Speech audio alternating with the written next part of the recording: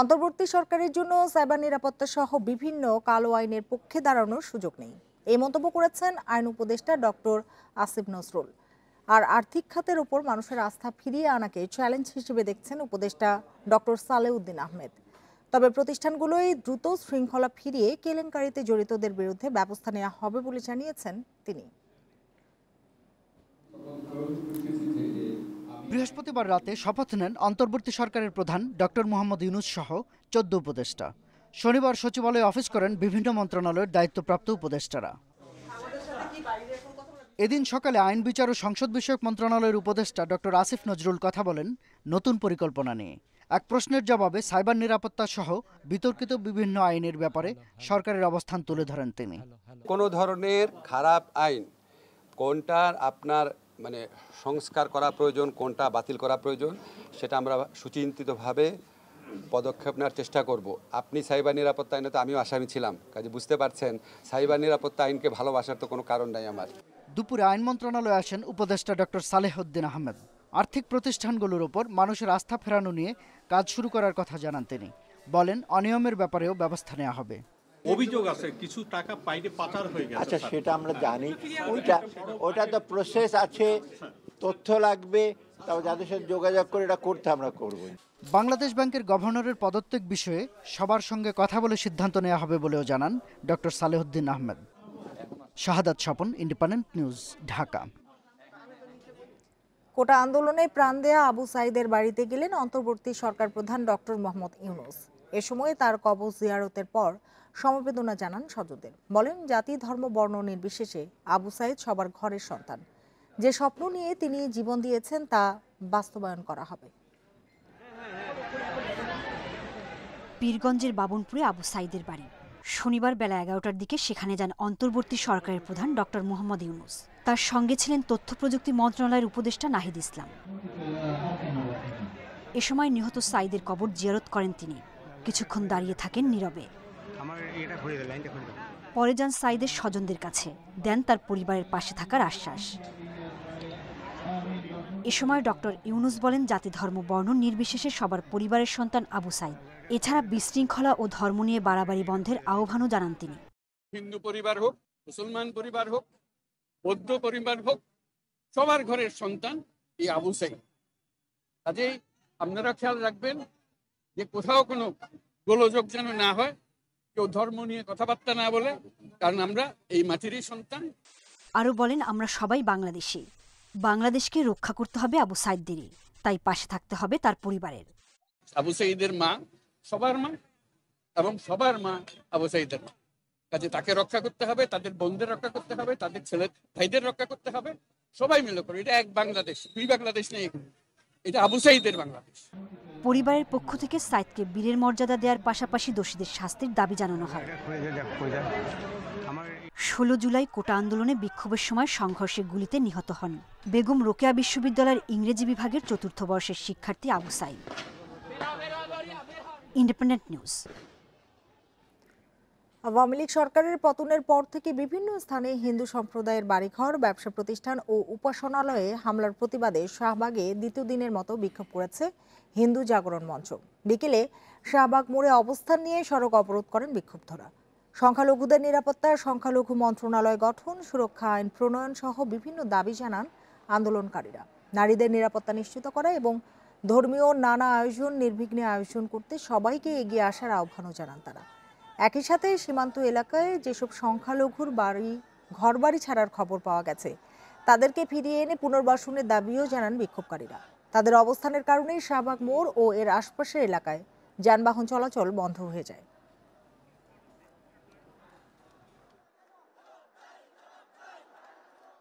আমরা চাই এই হিন্দুদের একটা নিরাপত্তা। আমরা তো এই দেশেরই মানুষ, আমাদের দেশ তো স্বাধীন হলো, কিন্তু আমরা তো স্বাধীন হতে পারলাম না। যারাই ছিল হিন্দু সংসদ সদস্য ছিল, কিন্তু একটা হিন্দু সংসদ সদস্য হিন্দুদের নিয়ে কথা বলে না। আমরা সবাই একত্রে বাংলাদেশের অধিবাসী, আমরা সবাই চাই বাংলাদেশে যেন শান্তিটা বজায় থাকে। হিন্দুদের উপর নির্যাতন বন্ধ করা হোক। হিন্দুদের মন্দির ও বাড়িঘরে হামলা ভাঙচুরের প্রতিবাদে দেশের বিভিন্ন স্থানে মৌন মিছিল ও সমাবেশ করেছেন সনাতন ধর্মাবলম্বীরা। বিকেলে রাজশাহীর গণকপাড়া ধর্মসভায় প্রতিবাদ কর্মসূচি হয়। এছাড়া রাজবাড়ির বালিয়াকান্দি উপজেলা চত্বরে সমাবেশে হিন্দুদের উপর হামলাকারীদের শাস্তি ও সংখ্যালঘু সুরক্ষা আইন প্রণয়ন সহ 4 দাবি পেশ করা হয়। ময়মনসিংহের গাঙ্গিনার পাড় থেকে বিক্ষোভ মিছিল নিয়ে বিভিন্ন সড়ক প্রদক্ষিণ করেন হিন্দু সম্প্রদায়ের মানুষ। ফরিদপুর প্রেস ক্লাবের সামনে ঘণ্টাব্যাপী মানববন্ধন অনুষ্ঠিত হয়। এছাড়া বিভিন্ন জেলা ও উপজেলা শহরে প্রতিবাদ কর্মসূচি পালন করে সনাতন ধর্মাবলম্বীরা। হিন্দুদের ওপর নিপীড়ন বন্ধে দ্রুত ব্যবস্থা না নিলে লাগাতার আন্দোলনের হুঁশিয়ারিও দেন তারা।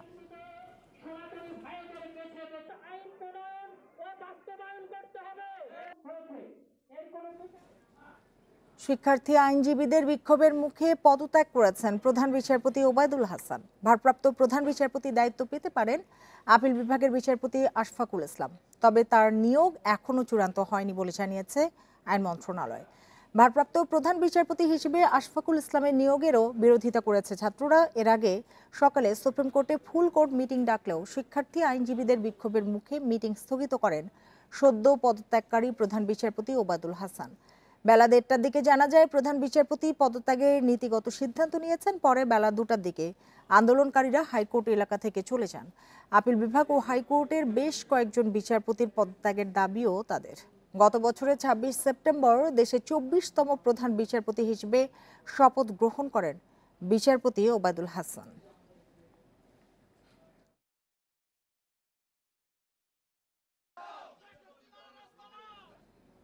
ঢাকা বিশ্ববিদ্যালয়ের উপাচার্য অধ্যাপক ডক্টর মাকসুদ কামাল পদত্যাগ করেছেন। এছাড়া 7টি হলের প্রভোস্টও তাদের পদ থেকে সরে দাঁড়িয়েছেন। শনিবার পদত্যাগপত্র জমা দেন উপাচার্য এবং 7টি হলের প্রভোস্ট। যেসব হলের প্রভোস্ট পদত্যাগ করেছেন সেগুলো হলো রোকেয়া, শামসুন নাহার, বিজয় 71, বঙ্গবন্ধু, মুক্তিযোদ্ধা জিয়া হল, শহীদ সার্জেন্ট জহুরুল হক ও স্যার সলিমুল্লাহ মুসলিম হল। এছাড়াও জহুরুল হক হলের 4 জন আবাসিক শিক্ষকও পদত্যাগ করেছেন। এর আগে বৃহস্পতিবার পদত্যাগ করেন ঢাবির প্রক্টর ও প্রক্টোরিয়াল বডির সব সদস্য। এদিকে বৈষম্য বিরোধী ছাত্র আন্দোলনের চলমান পরিস্থিতির মুখে পদত্যাগ করেছেন চট্টগ্রাম বিশ্ববিদ্যালয়ের প্রক্টোরিয়াল বডির সব সদস্য এবং 3টি আবাসিক হলের হল প্রভোস্ট।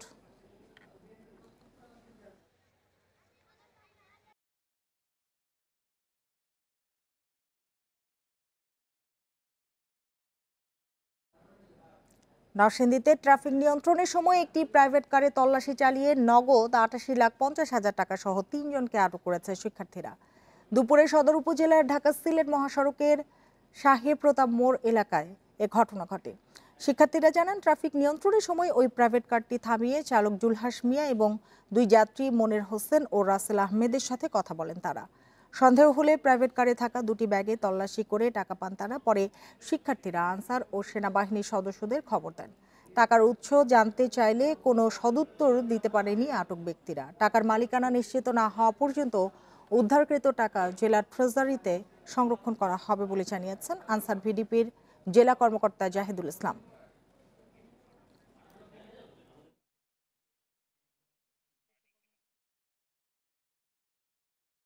আর যে 2 জন ছিল তারা এক এক সময় এক এক কথা বলে কোনো সঠিক উত্তর দিতে পারেনি। কখনো বলে এটা বিদেশ থেকে আসছে, কখনো হুন্ডির মাধ্যমে আসছে। তখন জিজ্ঞাসা করলে কত টাকা বললো, এক একজন এক এক কথা বলে। কেউ বলে 5 লাখ টাকা, আবার কেউ বলে আমাদের 4-5 ভাই মিলে আসছে। তো তাদের কথায় গরমিল হয়, আমাদের এটা সন্দেহ হয়। সন্দেহ হওয়ার পরে আমরা জেলা প্রশাসক এবং জেলা ম্যাজিস্ট্রেট স্যারকে বিষয়টা অবগত করি। স্যার অবগত করলে বলেন যে টাকাটা আপনারা জেলা প্রশাসকের কার্যালয় এখানে নিয়ে আসেন। আনার পর আমরা প্রাথমিকভাবে এটা জেলা প্রশাসকের যে ট্রেজারি আছে সেখানে তারা জমা রাখবেন। চট্টগ্রামের কোতোয়ালি থানার কার্যক্রম ফিরিয়ে আনতে ধ্বংসস্তূপ পরিষ্কারের কাজে যোগ দিয়েছেন বৈষম্য বিরোধী শিক্ষার্থী ও পুলিশ সদস্যরা। সকালে তারা থানার বিভিন্ন কক্ষ থেকে হামলায় নষ্ট হওয়া ও পুড়ে যাওয়া ধ্বংসাবশেষ সরানোর কাজে নামেন। থানার পাহারায় সেনাবাহিনী ও আনসার সদস্যরা। 4 দিন আগে নগরীর কোতোয়ালি থানা ছাড়াও আরও 10টি থানায় নাশকতা চালায় দুর্বৃত্তরা। এরই মধ্যে একাধিক থানায় সীমিত পরিসরে শুরু হয়েছে পুলিশি সেবা।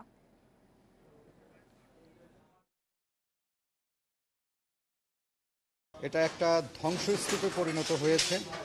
আমরা অতি দ্রুত এটাকে পরিষ্কার পরিচ্ছন্ন করে জনগণকে যাতে দ্রুত পুলিশি কার্যক্রম বা পুলিশি সেবা দিতে পারি সে চেষ্টা চালিয়ে যাচ্ছি।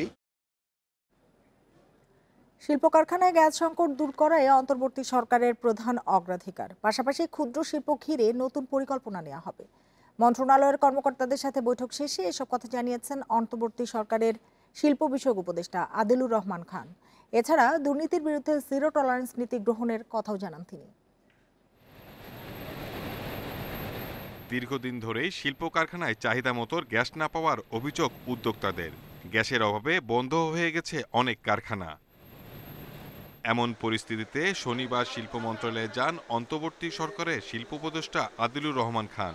বিভিন্ন সংস্থার কর্মকর্তাদের সাথে বৈঠক শেষে তিনি জানান, গ্যাসের সমস্যার সমাধানই মূল লক্ষ্য। এছাড়া ক্ষুদ্র শিল্প, চামড়া ও অন্যান্য খাতের উন্নয়নে নেওয়া হবে নানা উদ্যোগ। গ্যাসের চাহিদাটা আছে মন্ত্রণালয় চালানোর জন্য, ঘোড়াশালের ক্ষেত্রেও কিছুটা আছে। আমরা এটা আরও দেখছি। আজকে প্রথম দিন এবং আমি কৃতজ্ঞ আমার সহকর্মীরা আজকে ছুটির দিনে এসেছেন।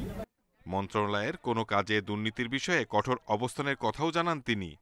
আমরা আমাদের কাজগুলো করার জন্য তো দায়িত্ব, যেটুকু জনগণের এই আন্দোলনের মধ্যে দিয়ে এত মানুষের রক্তের উপর দিয়ে আমরা দায়িত্বে এসেছি, এখানে দুর্নীতির ব্যাপারে তো আমাদের কঠোর হওয়া ছাড়া আর কোনো উপায় নাই। লোকসানের মধ্যে থাকা শিল্প মন্ত্রণালয়ের আওতাধীন প্রতিষ্ঠানগুলোকে লাভজনক করতে উদ্যোগ নেওয়া হবে বলেও জানান শিল্প উপদেষ্টা। Shahid Ahmed, independent news, Dhaka. সরকারি ছুটির দিন হলেও শনিবার নিজ দপ্তরে আসেন পররাষ্ট্র উপদেষ্টা তৌহিদ হোসেন। ঘণ্টাব্যাপী বৈঠক করেন মন্ত্রণালয়ের জ্যেষ্ঠ সচিবদের সঙ্গে। বেলা 11:15টায় রাজধানীর সেগুনবাগিচায় মন্ত্রণালয়ে আসেন তিনি। বৈঠকে উপস্থিত ছিলেন পররাষ্ট্র সচিব মাসুদ বিন মোমেন, মেরিটাইম অ্যাফেয়ার্সের সচিব অবসরপ্রাপ্ত রিয়ার অ্যাডমিরাল খুরশেদ আলম। এ সময় মন্ত্রণালয়ের পরবর্তী কর্মপরিকল্পনা নিয়ে আলোচনা হয়। বৈঠক শেষে সাংবাদিকদের সঙ্গে মত বিনিময় ছাড়াই মন্ত্রণালয়ে ত্যাগ করেন তৌহিদ হোসেন। শেখ হাসিনা সরকারের পতনের 5 দিন পরও সড়ক ব্যবস্থাপনার দায়িত্ব পালন করছে শিক্ষার্থীরা। কেউ যানবাহন নিয়ন্ত্রণ করছে, কেউ করছে বৃক্ষরোপণ, কেউ কেউ আবার ছাত্র জনতার রক্তক্ষয়ী আন্দোলনের স্মৃতি অমর করতে দেয়ালে আঁকছে গ্রাফিতি। তাদের এমন কাজ উজ্জ্বল আগামীর জন্য গুরুত্বপূর্ণ বার্তা, বলছে সাধারণ মানুষ। পুলিশ সদস্যরা পুরো দমে কাজে যোগ না দিলেও অনেকটাই স্বাভাবিক রাজধানীর জীবনযাত্রা। এর মূল কৃতিত্ব শিক্ষার্থীদের। আনসার ফায়ার সার্ভিস সদস্যরা কাজ করলেও মাঠ ছাড়েনি ছাত্রছাত্রীরা। সাথে রয়েছে BNCC, rover scout, red crescent সহ বিভিন্ন প্রতিষ্ঠানের স্বেচ্ছাসেবী। শিক্ষার্থীদের পাশে দাঁড়িয়েছে স্থানীয় সহ বিভিন্ন বেসরকারি সংস্থাও। 3 মিনিট, 2 মিনিট, 4 মিনিট রাস্তার অবস্থান বুঝে কিন্তু তারা এখন সিগন্যালগুলো ছেড়ে দিচ্ছে। আমি অবাক হয়েছি, শিক্ষার্থীরা যানবাহন নিয়ন্ত্রণ করছে। এটি অবিশ্বাস্য। আমার দেশে এমন চিত্র দেখা যায় না। আমরা চাই নিরাপদ সড়ক। মানুষের মধ্যে জনসচেতনতা সৃষ্টি করার জন্য আমরা সবাই এখানে এসেছি। শুধু যানবাহন নিয়ন্ত্রণ নয়, শিক্ষার্থীদের নজর সৌন্দর্য বর্ধন ও পরিবেশ রক্ষার দিকেও। সড়ক বিভাজকে মেহগনি, জামরুল সহ দেশীয় প্রজাতির নানা গাছ লাগাচ্ছেন তারা। রাস্তার মাঝখানে যেই এরিয়াটা আছে, এখানে আমরা প্রায় 2 থেকে 250 গাছ লাগাইছি। গাছ লাগালেই হবে না, গাছের পরিচর্যা করতে হবে। আরেক দল শিক্ষার্থী ব্যস্ত রং তুলিতে আন্দোলনের শহীদদের রক্তাক্ত স্মৃতি অমর করে রাখতে। দেয়ালে আঁকা গ্রাফিতি দিচ্ছে ঐক্য, দ্রোহ, আত্মত্যাগ আর ফ্যাসিবাদ বিরোধী নানা বার্তা। কোনো দলীয় কোনো একটা সংস্কৃতিতে আবদ্ধ না থাকি, আমরা যাতে গণতান্ত্রিক একটা ন্যায়ের একটা সমাজের দিকে যেতে পারি, এই লক্ষ্যে হচ্ছে আমাদের এই কাজটা। পরবর্তীতে যেসব রাজনৈতিক দল আসবে তারা যেন মনে রাখে যে আমরা যে জিনিসটার জন্য লড়াই করেছি সেই জিনিসটা যেন ভবিষ্যতে কোনোদিন কারোর সাথে না হয়। এইখান দিয়ে যখন মানুষ যাওয়া আসা করবে, যখন আমাদের গ্রাফিটি কাজগুলো দেখবে, তখন তারাও অনুপ্রাণিত হবে। শিক্ষার্থীদের এমন ইতিবাচক কার্যক্রমকে সমর্থন দিচ্ছেন শিক্ষক ও অভিভাবকরাও। জেন জেড কি জিনিস, তারা কিভাবে চলে সেটা আমাদের বোঝা উচিত। ইতিবাচক পরিবর্তনগুলো সমাজের সবার জন্যই প্রয়োজন। তো সেগুলো যদি সমাজের বিভিন্ন ক্ষেত্রে শিক্ষা প্রতিষ্ঠান থেকে শুরু করে আমাদের সমাজের সর্বস্তরে যদি সেই পরিবর্তনগুলো, প্রত্যাশিত বিষয়গুলোর বাস্তবায়ন হয়, তাহলে তো সেটা সামগ্রিক দেশকে এগিয়ে নিয়ে যাবে। স্বাভাবিক জীবনে ফেরার পরও সংস্কার কাজ চালানোর প্রত্যয় শিক্ষার্থীদের। ইকরামুল কবির, ইন্ডিপেন্ডেন্ট নিউজ, ঢাকা। 3 আগস্ট ফিটনেসের কাজ দিয়ে শুরু হয়েছিল ক্যাম্প। এরপর ছাত্র আন্দোলনের কারণে বন্ধ হয়ে যায় টাইগারদের অনুশীলন। অবশেষে সপ্তাহখানেক পর ব্যাট বল হাতে শান্ত মাহমুদুল্লাহ মিরাজরা ফিরেছেন হোম অফ ক্রিকেটে। লিটনের বাড়ি ভাঙা নিয়ে গুজব উঠেছিল সামাজিক মাধ্যমে। সত্য জানিয়ে হাসি মুখে মাঠে ফিরেছেন তারকাদের। এমন মাঠে ফেরার মাঝে অস্বস্তি আছে একটা, বিদেশি কোচ, কোচিং স্টাফদের দেখা যায়নি। দেশ শান্ত হলেও নিরাপত্তা নিয়ে শঙ্কা এখনও কাটেনি। বাংলাদেশ পুলিশ এখনও কাজ শুরু করতে পারেনি পুরোদমে। তাতে মাঠে ফেরার সবুজ সংকেত পাচ্ছেন না বিদেশিরা। হেড কোচ হাথুরু সিংহে, সহকারী coach Nick Pothas, spin coach Mushtaq Ahmed অনেক আগেই বাংলাদেশে এসেছেন। বর্তমান পরিস্থিতিতে চার দেয়ালের মাঝেই সময় কাটাতে হচ্ছে তাদের। দেশের আইন শৃঙ্খলা বাহিনী কাজ শুরু করার পর সবুজ সংকেত দিলেই হবে না।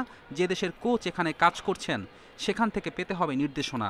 তাতে পাকিস্তান সফরের জন্য দেশের ক্যাম্পে যোগ দেওয়ার সম্ভাবনা ক্ষীণ হয়ে গেল। হাতে আছে মাত্র 4 দিন। এর মধ্যে নিজ নিজ দেশ ও বাংলাদেশের আইন শৃঙ্খলার জট কাটার সম্ভাবনা অনেকটাই কম। ততদিন অবশ্য বসে থাকছেন না তারকারা। দেশি কোচ সোহেল ইসলামের অধীনেই চালিয়ে যাবেন অনুশীলন। 2 টেস্টের সিরিজ খেলতে 16 আগস্ট পাকিস্তানের উদ্দেশ্যে রওনা দেবে বাংলাদেশ দল। ফেরদৌস ইসলাম, ইন্ডিপেন্ডেন্ট নিউজ। আর এতক্ষণ সাথে থাকার জন্য ধন্যবাদ সবাইকে।